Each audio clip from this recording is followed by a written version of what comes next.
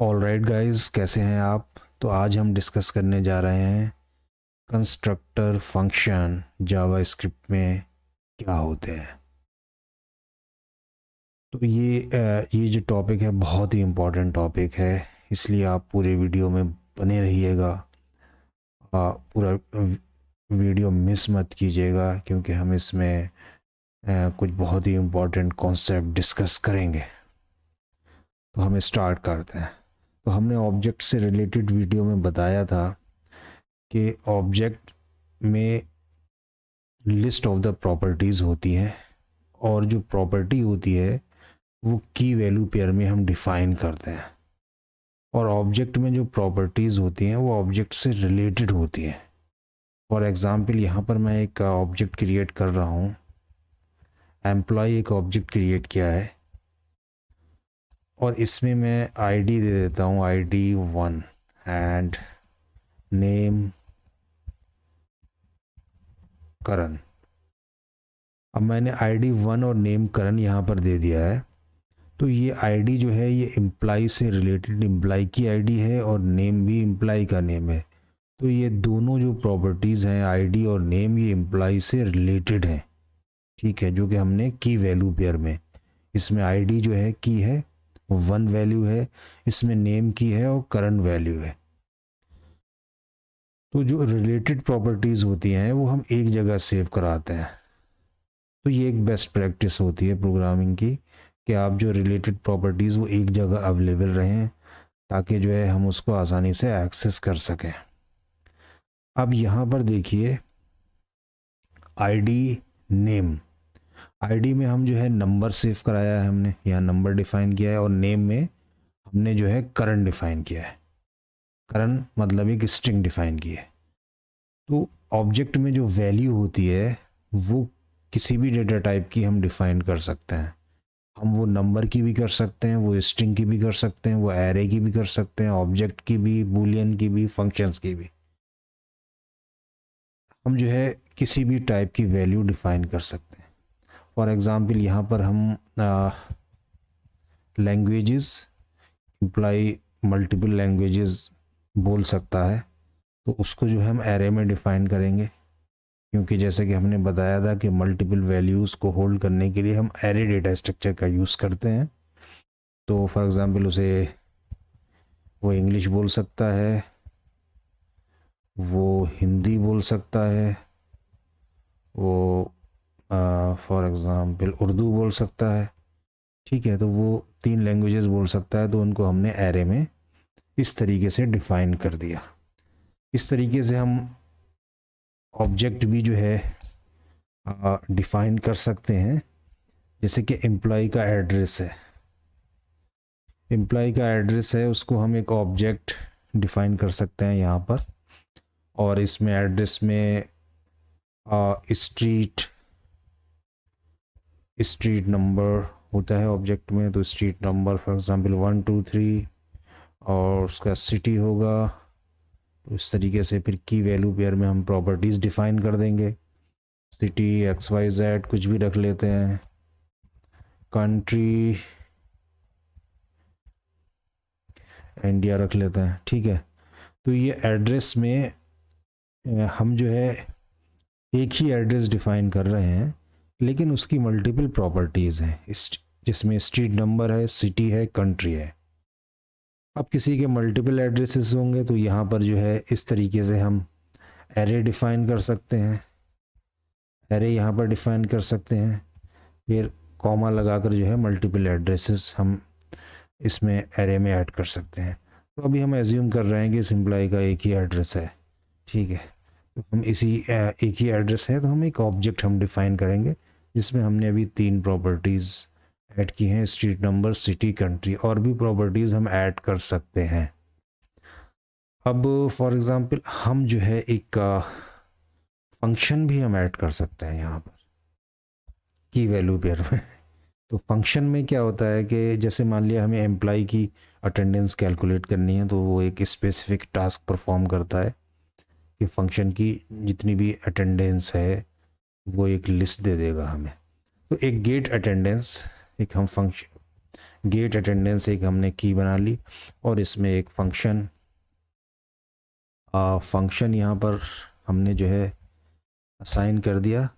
अब ये फंक्शन जो है विदाउट नेम होगा, यहाँ फंक्शन कीवर्ड फिर पैरेंथेसिस, इसके बाद जो है हम करली ब्रेसेस से स्टार्ट करते हैं, करली ब्रेसेस से एंड कर देते हैं।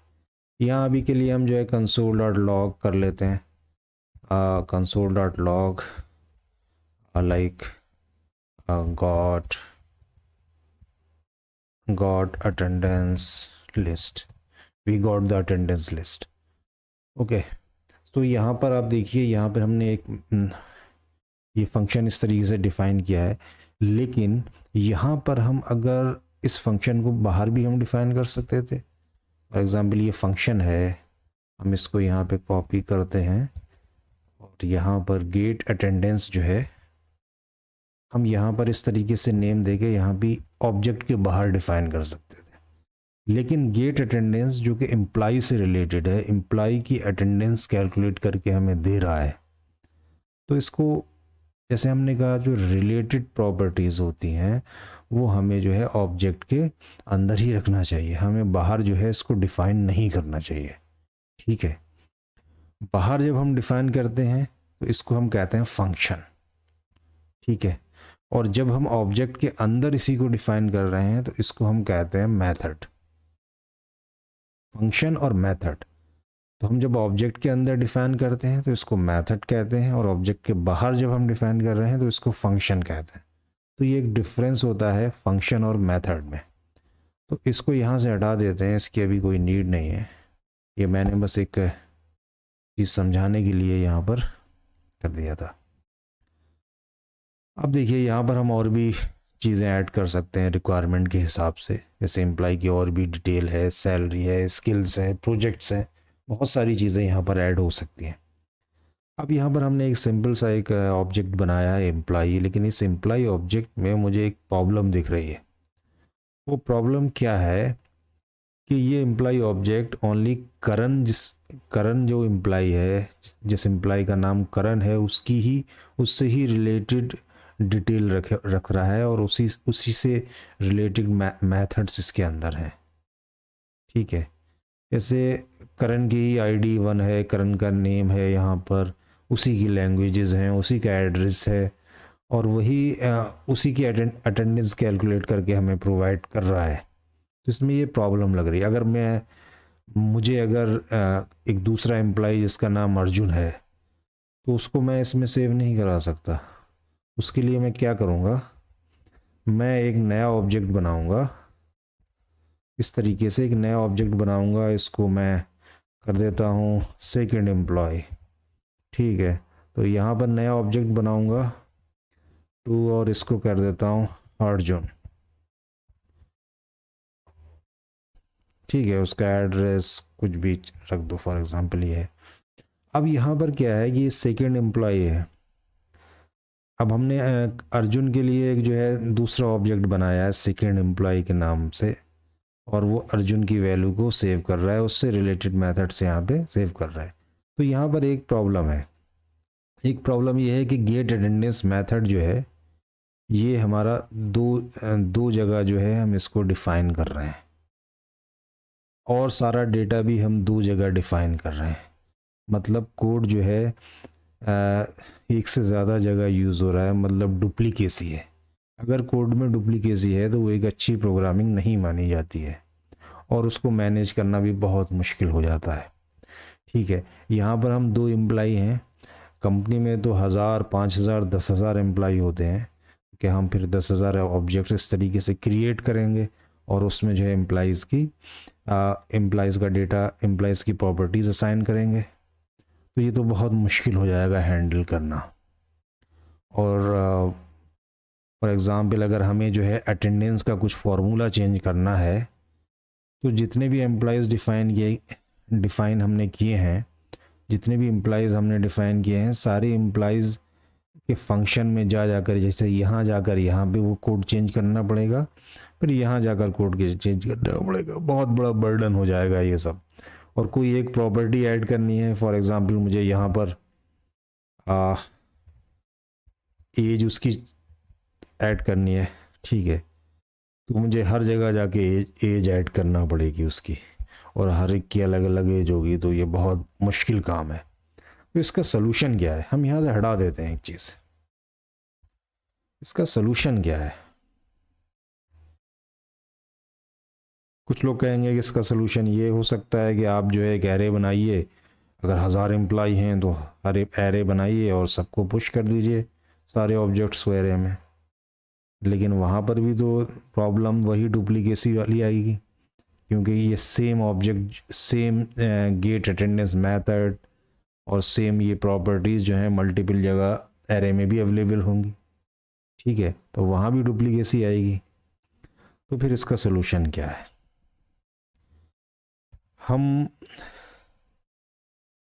हमने जो है एक फंक्शन से रिलेटेड जो हमारा वीडियो है, आप उसको देखिएगा, तो उसमें हमने जो है एक चीज़ डिस्कस की है कि फंक्शन, एक सिंपल सा फंक्शन हमने ऐड या मल्टीप्लाई हमने वहाँ डिफाइन किया था।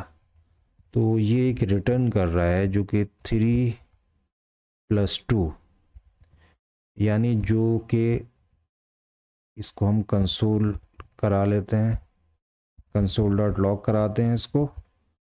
तो यहाँ पर हम ऐड फंक्शन को सीधे कॉल कर लेते हैं। ठीक है, तो ये फंक्शन क्या कर रहा है? 3+2 मतलब दो वैल्यूज़ को ऐड कर रहा है। देखिए यहाँ पर रन कराते हैं इसको, दो वैल्यूज़ को ऐड कर रहा है। तो अब देखिए यहाँ पर जो इसका आउटपुट आ रहा है वो 5 आ रहा है। ठीक है, अब इस फंक्शन को हम सिर्फ 3 और 2 ऐड करा सकते हैं, 4 5 या 5 6 या कोई भी और दो वैल्यूज़ हम ऐड नहीं करा सकते। उसके लिए हम क्या करते थे, हम यहाँ पर पैरामीटर्स ऐड कर देते थे, और ये पैरामीटर्स को यहाँ पर हम इस ऐड कर देते थे। इसके बाद हम यहाँ पर क्या करते थे, यहाँ पर हम वैल्यू आर्गुमेंट्स पास करते थे। तो ये पैरामीटर्स और ये आर्गुमेंट्स, ये पैरामीटर्स से वैल्यू यहाँ पे रिटर्न a+b हमने रिटर्न करा दी, और यहाँ पर हम आर्गुमेंट्स पास करते थे। अब हम क्या करते हैं, अब हम इसको जो है मल्टीपल और भी वैल्यूज़ के लिए हम इसको जो है एक्सेस और भी वैल्यूज़ के लिए हम इस फंक्शन का यूज़ कर सकते हैं। फॉर एग्जांपल 5 और 5 हम ऐड कर सकते हैं, 6 5 हम ऐड कर सकते हैं।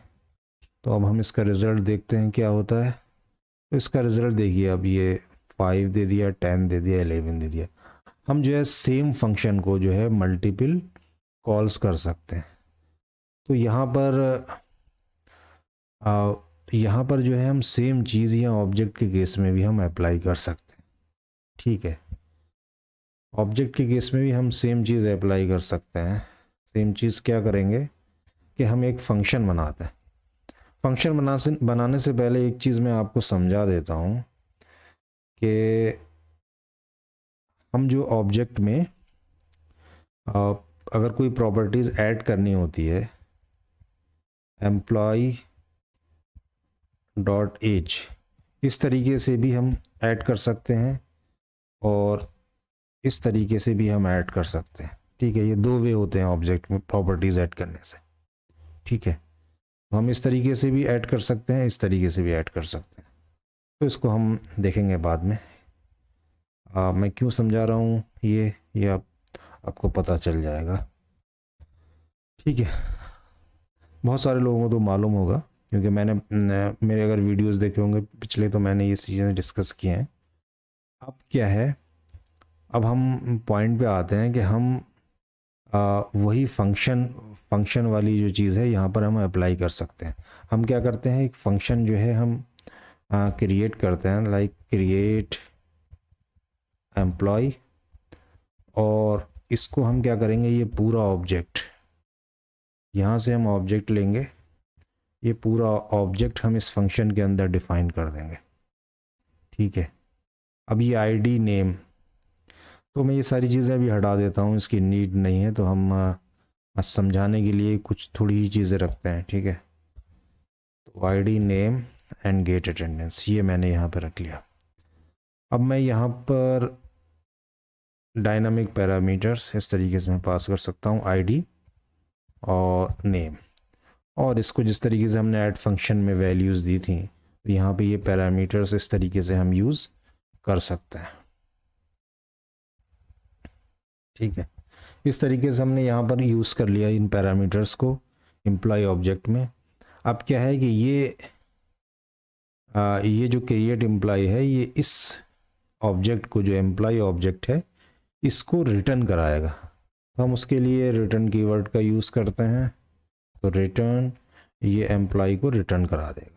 ठीक है, एम्प्लॉय को रिटर्न करा देगा। अब रिटर्न कराने के लिए हम यहाँ पर एक एम्प्लॉय में उसका रेफरेंस ले रहे हैं और फिर उस रेफरेंस को रिटर्न करा रहे हैं। तो ये क्रिएट एम्प्लॉय एक्चुअल में ऑब्जेक्ट रिटर्न नहीं कराता है, बल्कि ये ऑब्जेक्ट जो है एक मेमोरी में सेव हो जाता है, उसका एक रेफरेंस होता है, वो रेफरेंस रिटर्न कराएगा। तो हम यहाँ पर क्या कर रहे हैं, ये एम्प्लॉय वेरिएबल में उस ऑब्जेक्ट का रेफरेंस रख रहे हैं, फिर उस रेफरेंस को यहाँ पर रिटर्न करा देना है। लेकिन इसका एक शॉर्ट वे है जो हम ज़्यादातर यूज़ करते हैं। तो हम वेरिएबल में ना लेने की बजाय हम डायरेक्ट यहाँ पर जो है रिटर्न करा सकते हैं। यहाँ पर हमने डायरेक्ट रिटर्न करा दिया, इस रिटर्न की कोई नीड ही नहीं है, तो ये डायरेक्ट इसका रेफरेंस रिटर्न करा देगा। ठीक है, इस ऑब्जेक्ट का रेफरेंस रिटर्न करा देगा। अब जैसे हमने ऐड फंक्शन में किया था, हम इसको कॉल करते हैं। इसको हमने यहाँ पे कॉल किया।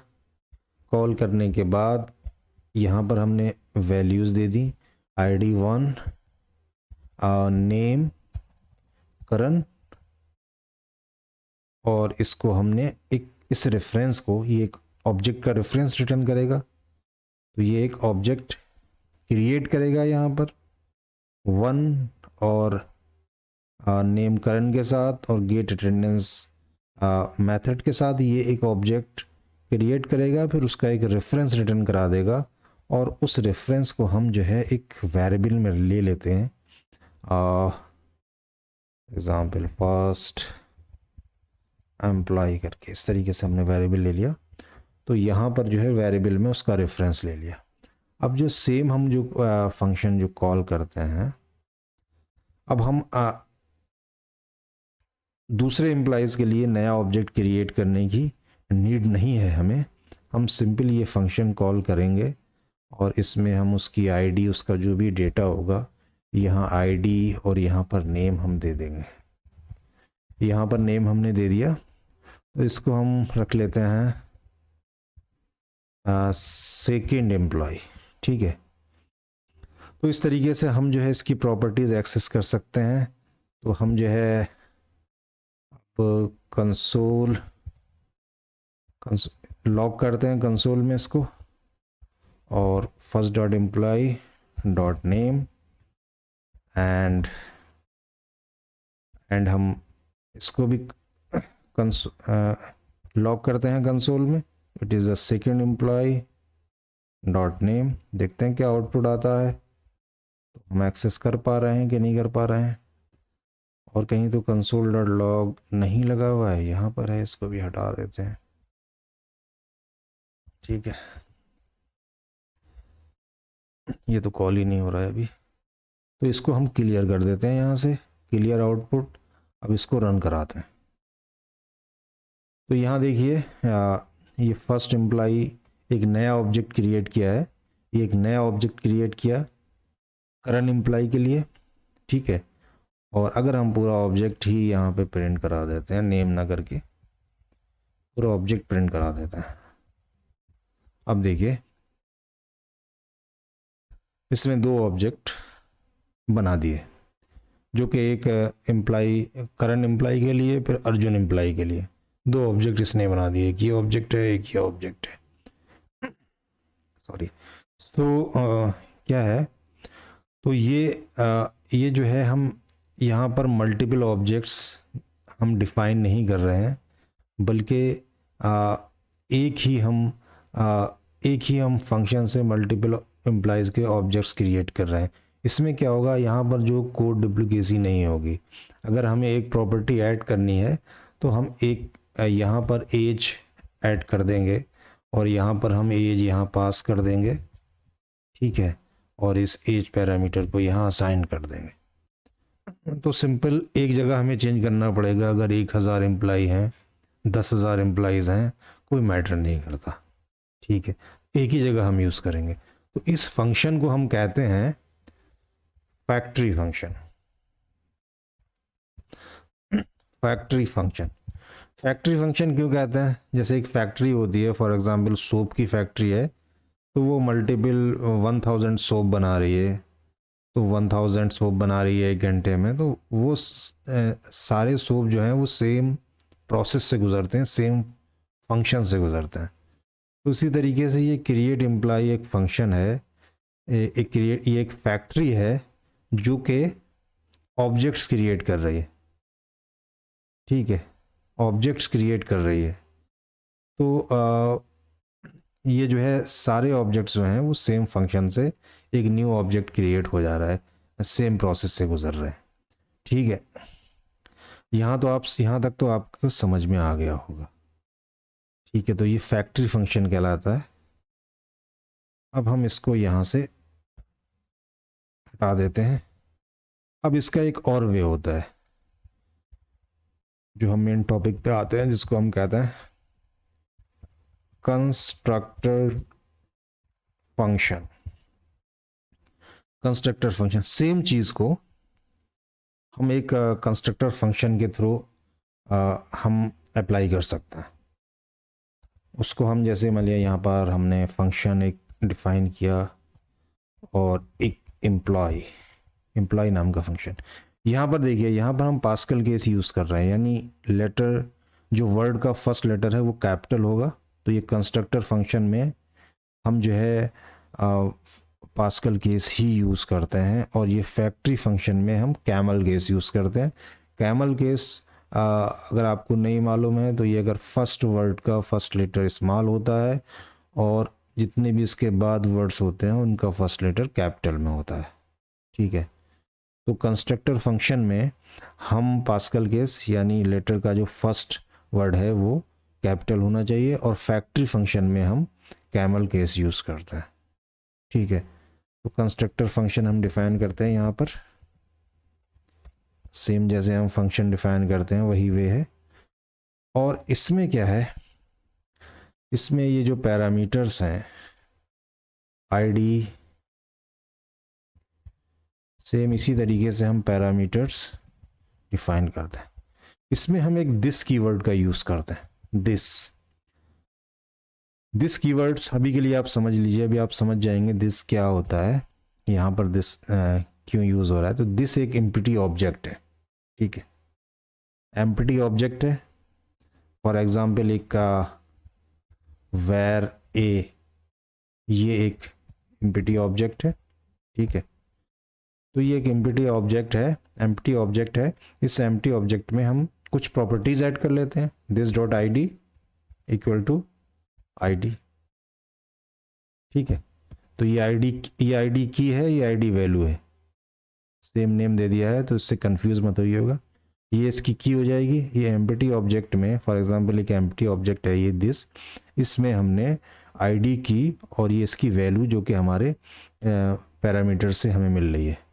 इसके बाद सेम इस तरीके से this dot name equal to age name and this dot age equal to age, इस तरीके से हमने डिफाइन कर दिया।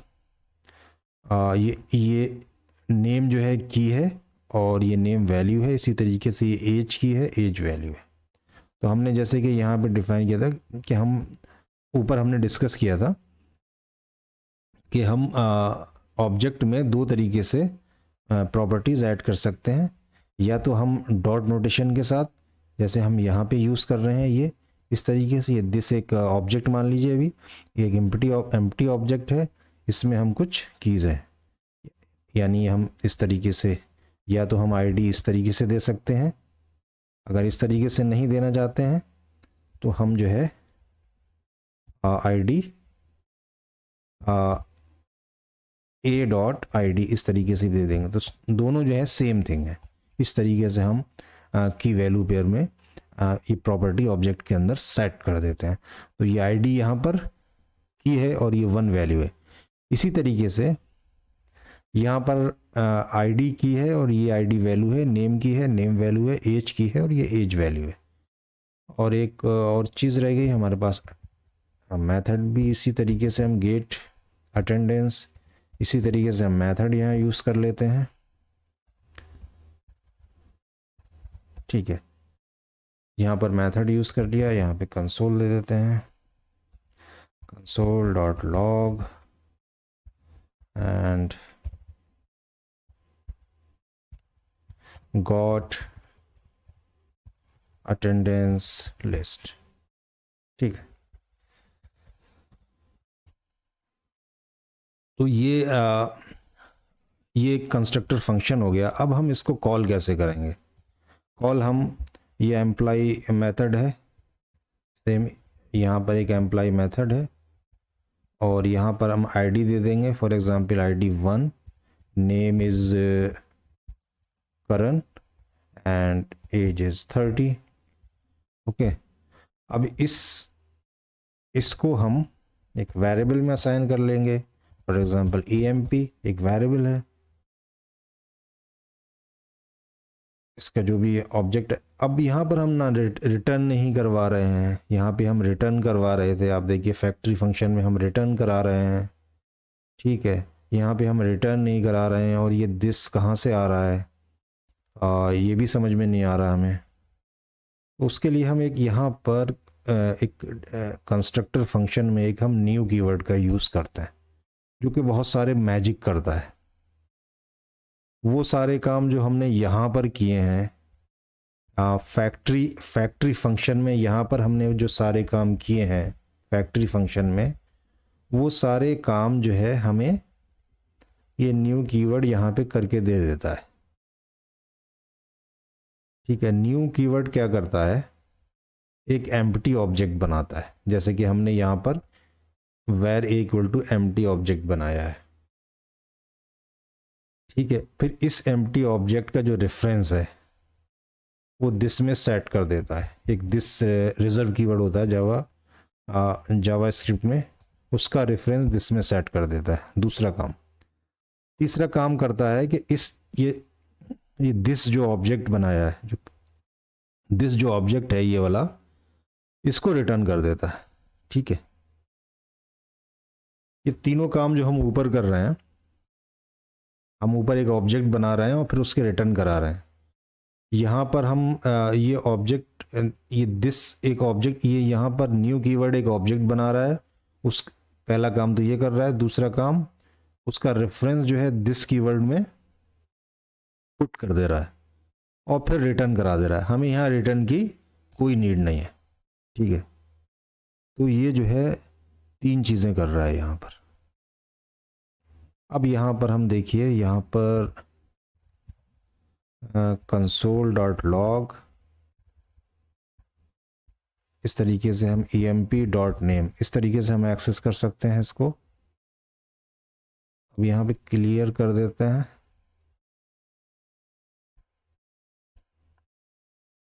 दिस, यहाँ पर हमने दिस असाइन कर दिया है, तो ये एक एरर दे रहा है।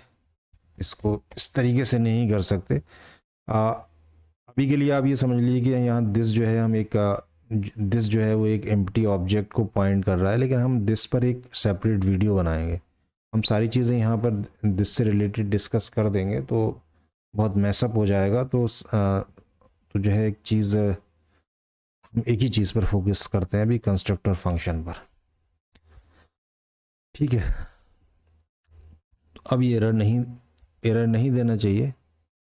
अब यहाँ पे करण इसने दे दिया। ठीक है, तो ये एक इसने क्या किया, ये जो कंस्ट्रक्टर फंक्शन है, इस कंस्ट्रक्टर फंक्शन ने एक ऑब्जेक्ट क्रिएट कर दिया। वो ऑब्जेक्ट जो है, ऑब्जेक्ट वो रिटर्न हो गया और वो रिटर्न होके उसका जो रेफरेंस है वो emp वेरिएबल में हमारे पास आ गया और हम उस ऑब्जेक्ट की को डॉट नोटेशन के साथ एक्सेस कर लेते हैं।